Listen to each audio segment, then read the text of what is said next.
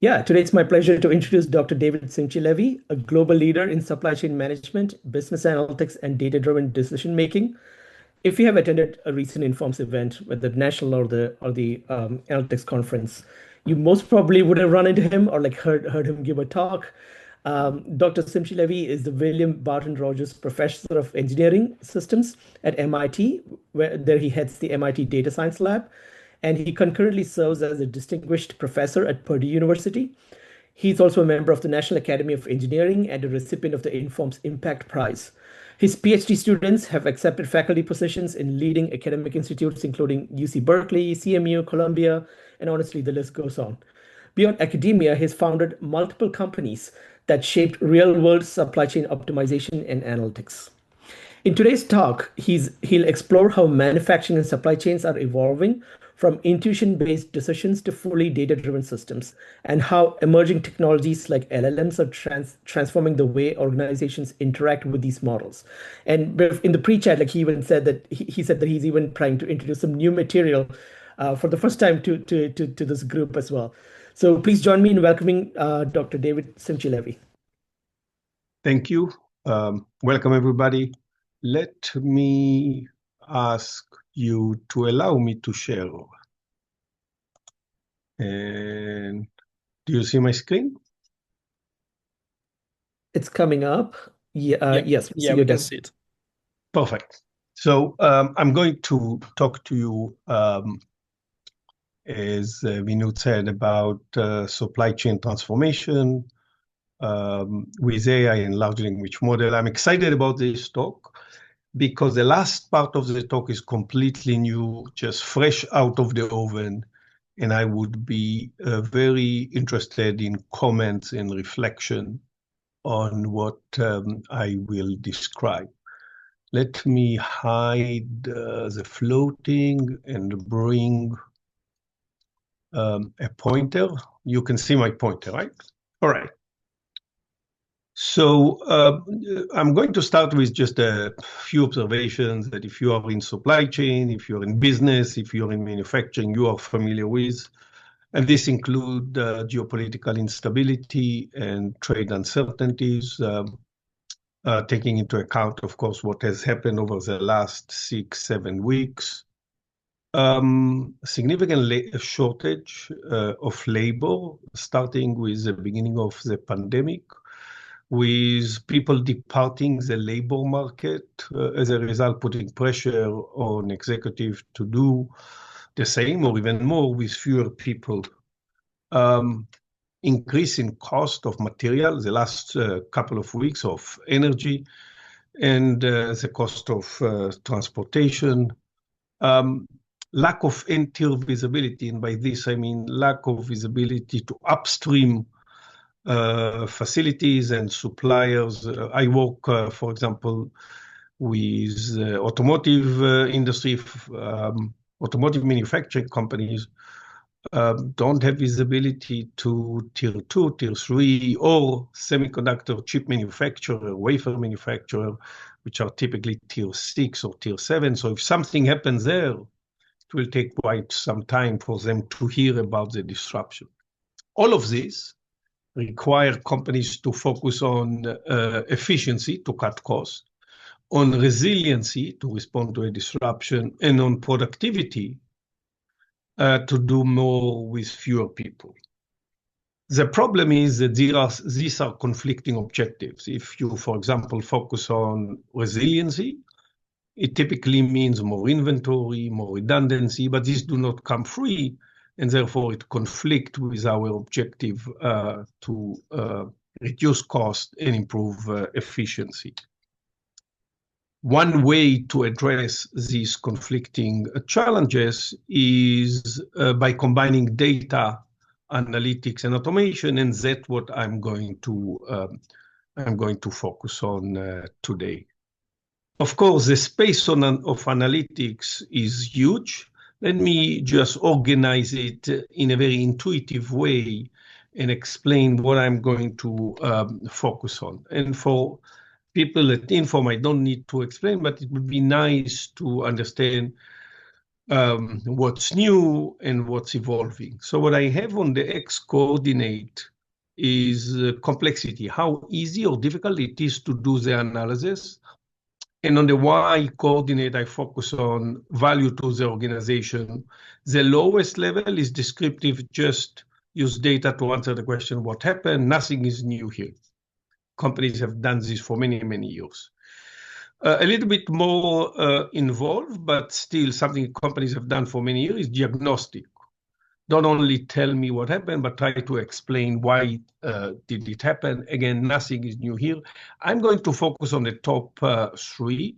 Predictive, using AI and machine learning to understand consumer behavior or predict demand, predict supplier performance, supplier lead time, supplier quality. If I can predict well, I will use prescriptive optimization or simulation to optimize decisions.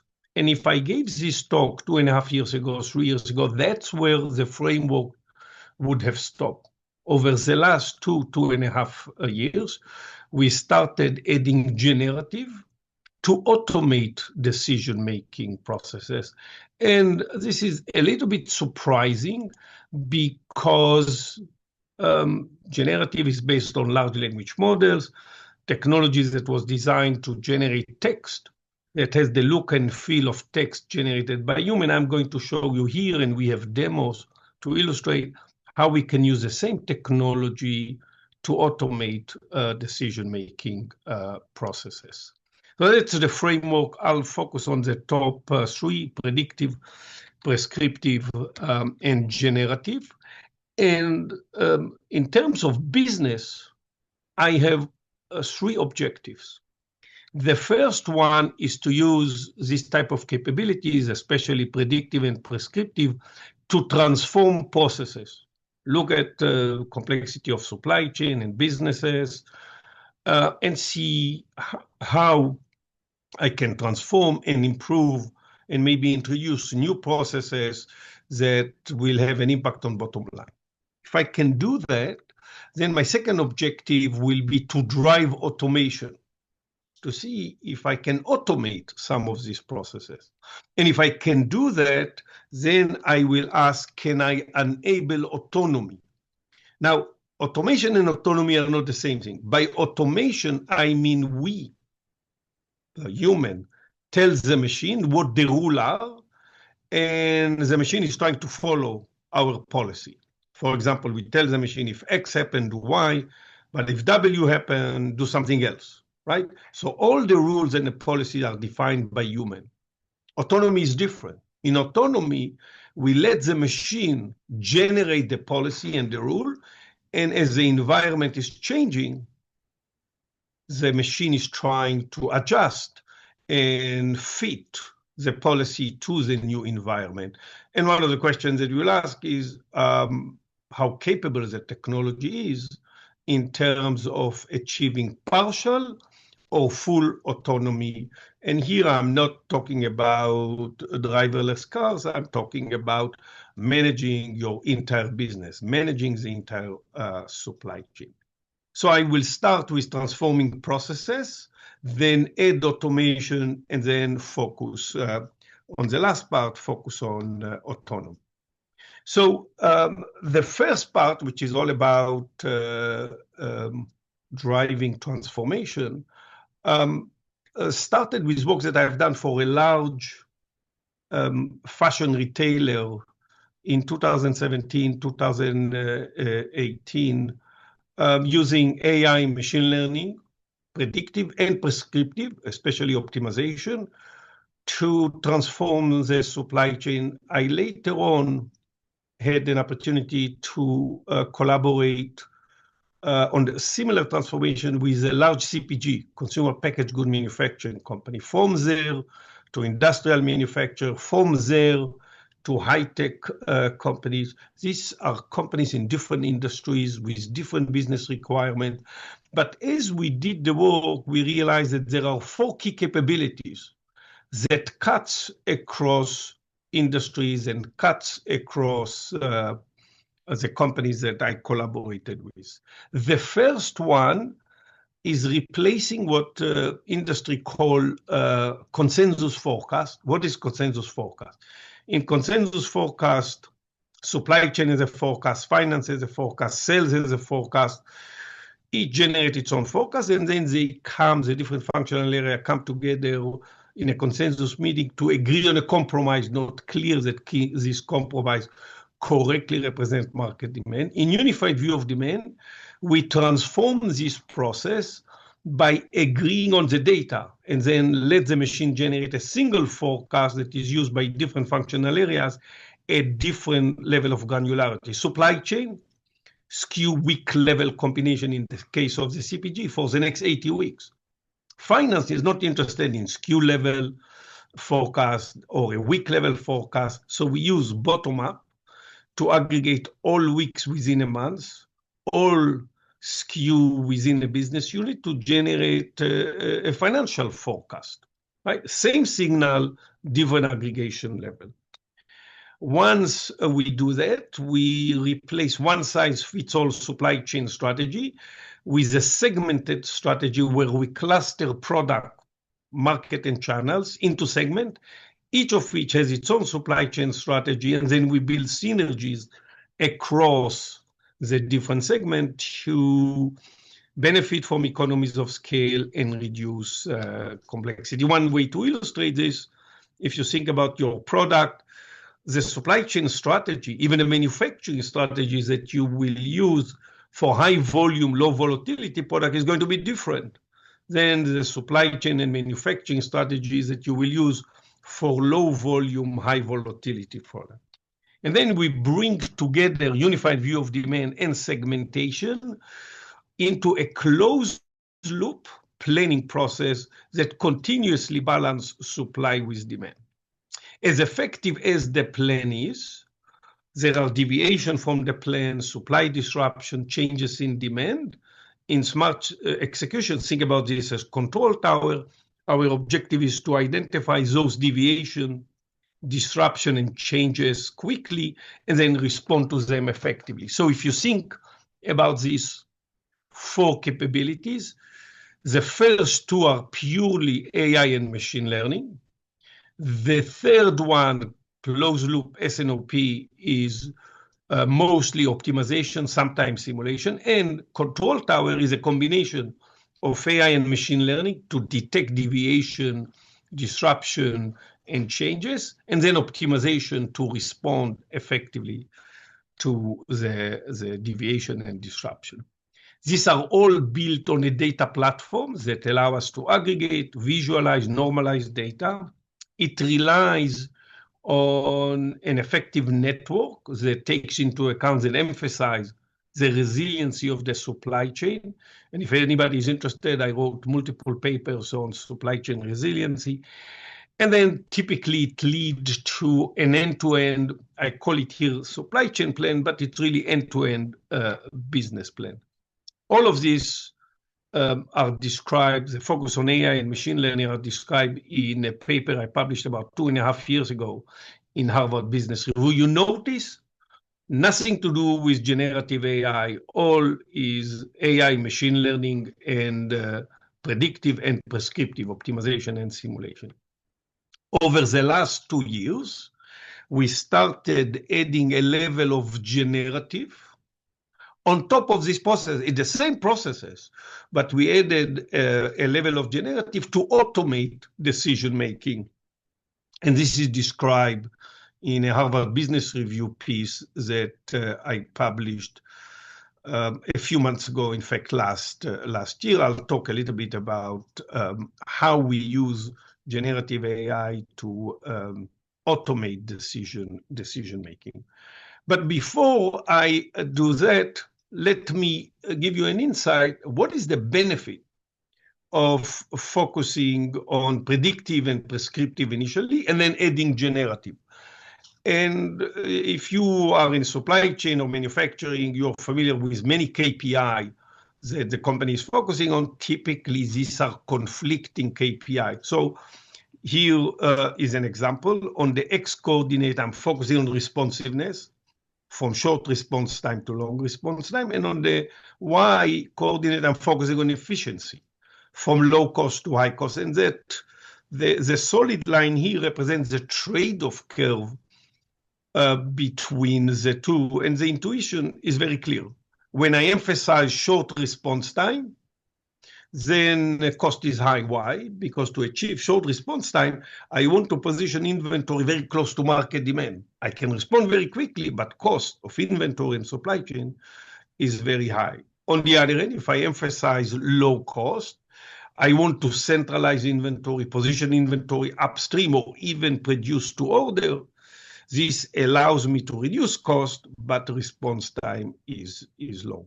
What we do with the capabilities that I described, we push the trade-off curve in a direction of improvement.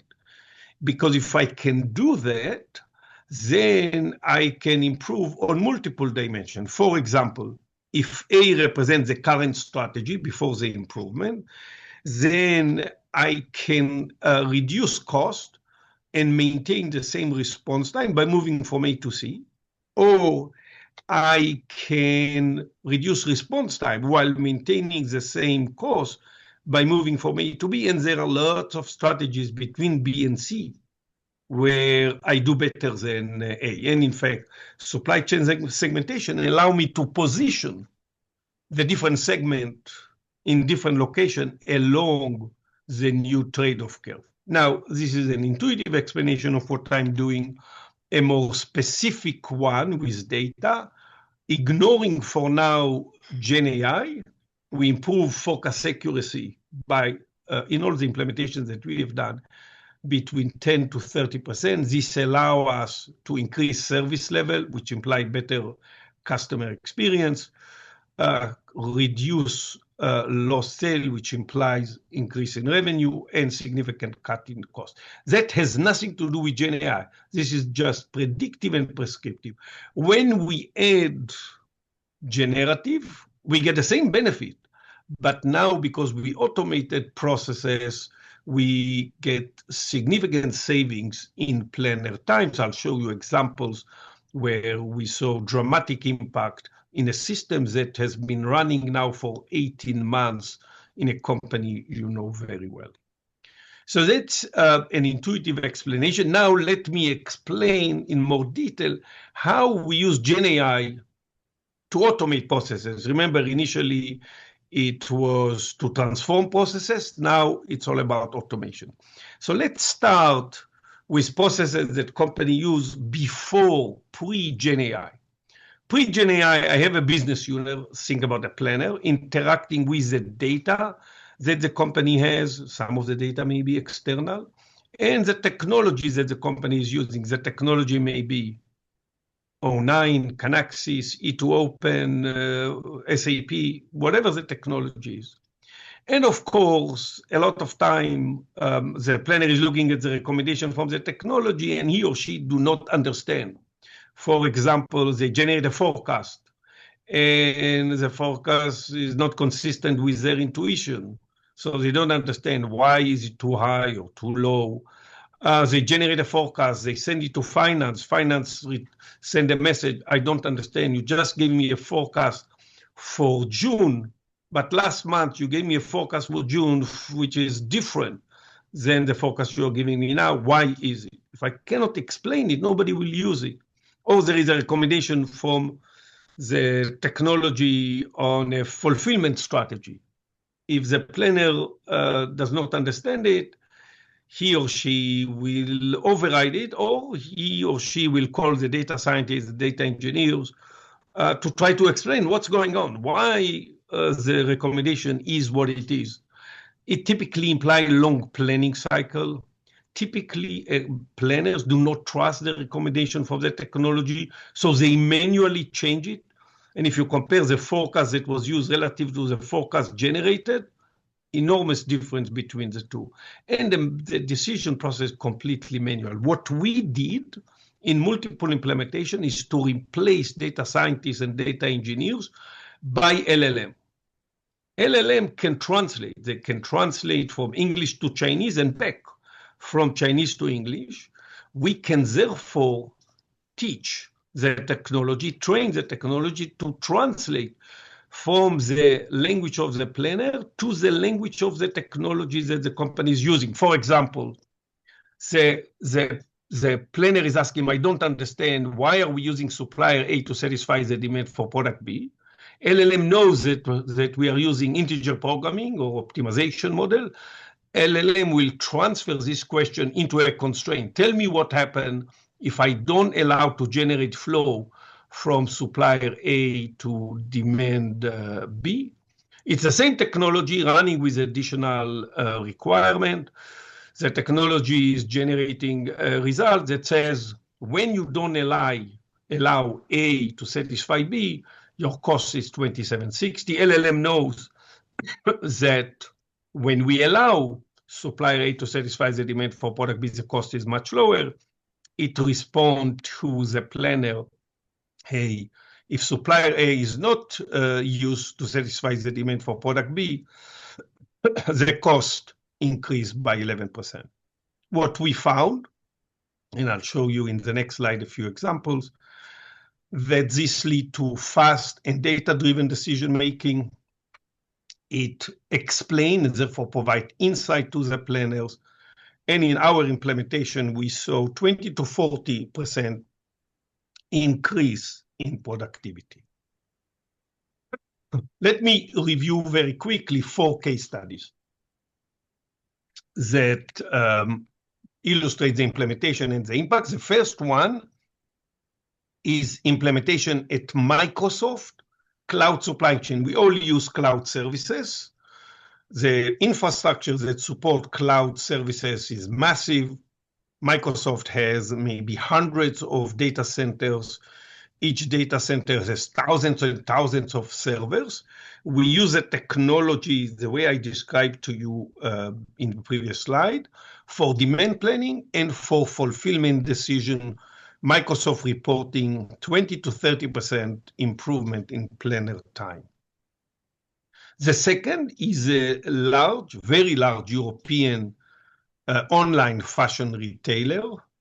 Our technology, the way I explained earlier, is used for demand forecasting, forecast demand for about 1.5 million styles in 23 different European countries on a weekly basis, use this forecast to optimize price, and then automate the entire process because nobody can manage pricing on a week-to-week basis for 1.5 million SKUs times 23 different countries in a manual way. We show dramatic using transformer, the engine under large language model, significant improvement in forecast accuracy, dramatic improvement on bottom line, and a process that is completely automated. We have example on procurement in the automotive industry, and inventory example for a very large retailer. I will not spend time on this because I want to take you now through a little bit more insight. There is a paper that we recently posted that talk about how we use the framework I described in previous slides, integrating generative AI with optimization to develop insight, to provide explainability, for interactive planning, and then for responding in real time when there is a disruption. What I want to now spend a few minutes on is the last part. I talked about transforming processes. I talk about automation, and now there is a lot of excitement, especially among consulting companies, about autonomous supply chain, where AI makes all supply chain, for example, inventory, production, procurement decisions in an autonomous way. And my question was, how close are we for this development? We develop a test bed that you can play with on my website. that allows you to design the specific configuration of your supply chain, select which agentic AI technology you want to use, and not only compare performance among different technologies, but also we compare performance relative to human decision maker. And we had about, I think, 100 plus human decision maker that we collected data from, and we compared with the technology. We published our initial results in a Harvard Business Review piece at the end of last year. So let me quickly give you some of the key insight. So what you see here is the average performance of human. Remember, I had about 100 plus people, so this is the average of human decision makers. I'm looking at total supply chain cost, and you can see initially we compare human decision makers to non-reasoning models. Think about non-reasoning model as the very first generation of large language models that were introduced in 2024, not a long time ago. And you can see they are not competitive with people making decisions. Clear cut. However, if you take the latest generation reasoning model, I'll tell you which one specifically, that were released last summer, so August of 2025, they already, vanilla reasoning model, beat human decision makers significantly. Staying with non-reasoning, if I add an orchestrator, what is an orchestrator? An orchestrator is an agent that makes no decision. In our test bed, we have agents that make retail decision, distribution decision, wholesale decision, and production decision. So this agent make decision about how much to produce, when to order, when to deliver. The orchestrator is an agent that only decide how much and when to share information. Does this make sense? Only decide how much and when to share. You can see non-reasoning with orchestrator, dramatic improvement, already beating human, comparable to a reasoning model. Now, staying within reasoning model and asking the questions that you have in mind, what if I add orchestrator? This is nicely described here. Again, here is human, remember, average around about 100 plus people. I'm focusing on two reasoning model, GPT-5 and Llama 4. You can see the observation I made earlier. Reasoning model beat human by about 30%. When I add an orchestrator, significant reduction. And when I added an orchestrator plus policy, these are guardrail, and I'll explain why we need guardrail in a second. 60% reduction in cost relative to human. Unbelievable impact, right? But forget about guardrail, forget about orchestrator, reasoning models, just vanilla make significant improvement.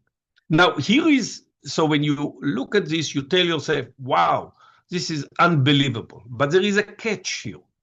And the catch is how reliable these results are. How reliable autonomous supply chain. And the reason I'm emphasizing this, I reported to you average performance of the reasoning model, like I reported you average performance of human. So I ran the reasoning models maybe 30 times, and I report the average. But the question, if you are running your business, is not the average. The question is, what is the tail probability? Am I from time to time making big mistakes? Because if I am, nobody will use it. So that's the question I want to answer. What happened if in our test bed, each agent is managing the test bed 30 times? How much deviation we have in the performance? Does this make sense? And if and whether or not the agent performance is reliable, is consistent, or maybe the long tail is very risky. From time to time, the agent is ordering thousands of products. Nobody is going to let agents run their supply chain if they are not reliable. So to understand order instability across agent, I am showing you here this figure where you can see I have four agent, retailer, wholesaler, distributor, and factory. I'm running the model for 25 weeks, and you can see here the colored box.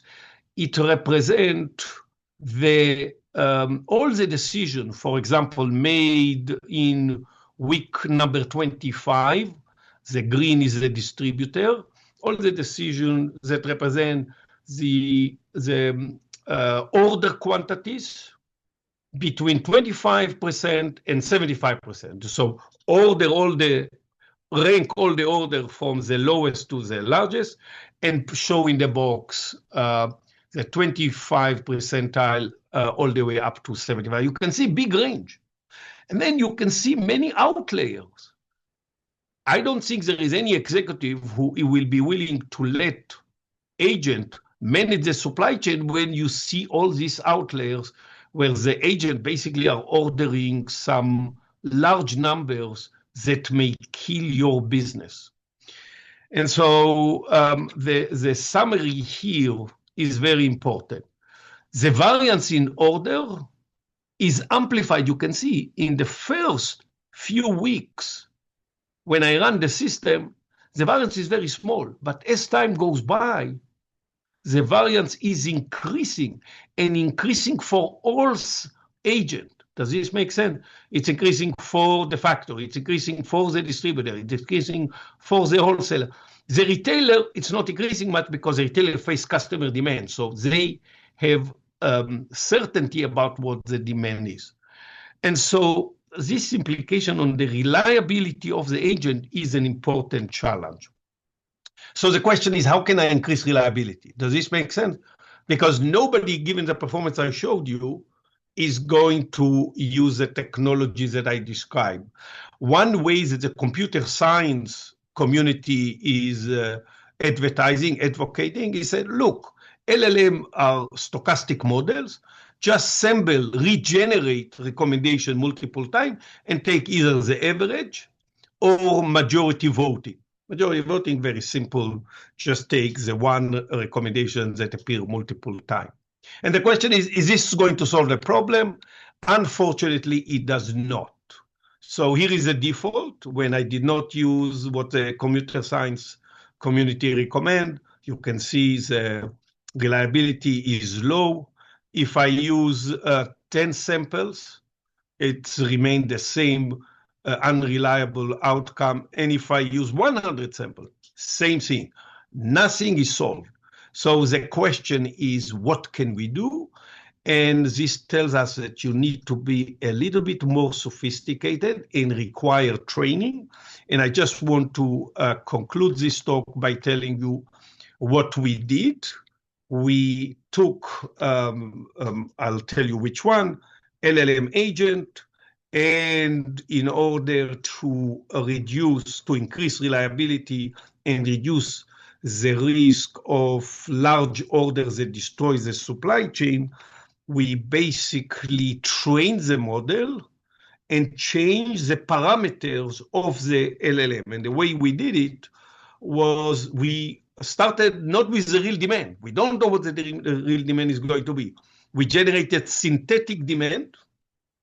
Let me repeat, we generate synthetic demand. We run the model, basically using simulation to measure the cost. We gave this cost information to the agent, and we use reinforcement learning to fine-tune the parameter of the LLM. And surprisingly, here are the default when the agents are unreliable, but with fine-tuning of the parameters. Look at this. We completely eliminated all the large orders. Basically, the performance is mostly deterministic. So let me just summarize what I described.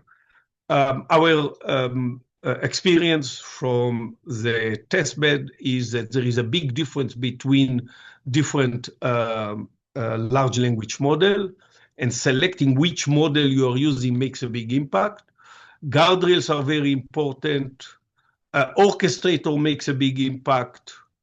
Fine-tuning, we use it in two different ways. First, fine-tuning performance with better prompt. It matters what is the prompt that you give the agent. And finally, and critically, fine-tuning LLM parameter with synthetic or real data if you have it. We did not have, so we use synthetic data, makes an enormous impact. The challenge here, and I will stop after this statement, not all large language models allow you to fine-tune parameters. Only a few of them. So you need to focus, if you want to fine-tune parameters, you need to focus on Llama or Owen from Alibaba that allow you to do that. Otherwise, you cannot achieve the performance that I just showed you. Vinod, let me pause here. I know I exceeded my time a little bit. Hopefully, it provided some insight to everybody. Yes, no worries. We had like a couple of comments come in, but I think like they were probably like responded or covered in the talk. Does anybody have a quick question before we go to the next speaker?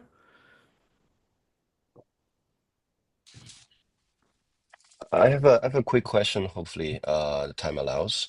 I wonder if Dr. Simchi-Levi, if you have thoughts that who in the market would be suitable, working on such a project, like having LM replacing data scientists in supply chains. So that's great question. We now implementing not fully autonomous. Remember how I started, but partial autonomy in a few companies. I mentioned Microsoft Cloud Supply Chain. That is a system already running. It's clearly not fully autonomous. There is human in the loop. We are now, my team here at MIT is implementing at a very large pharmaceutical company. Not fully autonomous, like you are indicating, but partial automation. So what you see here is maybe the North Star, but what it tells you is we can increase productivity, reduce error, accelerate decision-making with this type of technology significantly.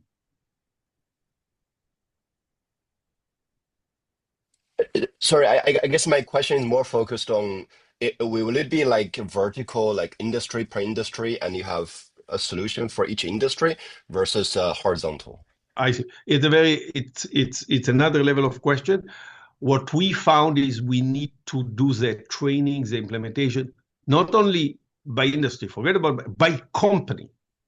There are lots of buzzwords out there that, okay, these software companies are developing things that are generic and cuts across companies and industry. This is so far not our experience. Does this make sense? I showed you in one supply chain how complicated it was to identify something that is reliable. And we needed to dig into the detail. So I don't think right now it's going to be a generic technology, even by industry. But, just caveat on this.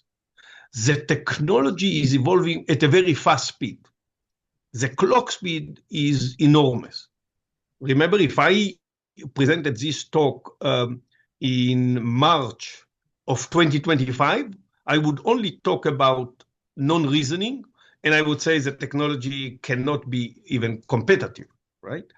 And all of a sudden, we see reasoning and improvement. So the challenge, I think, related to your point, is given that the clock speed of the technology is so fast, and I'm a company interested in implementing some of this, how do I design it so that next month or 6 months from now, when the technology is improving, I'm not behind. I can take advantage of this. Does this make sense? But to me, this is a company by company rather than something generic. Of course, things can change very, very fast.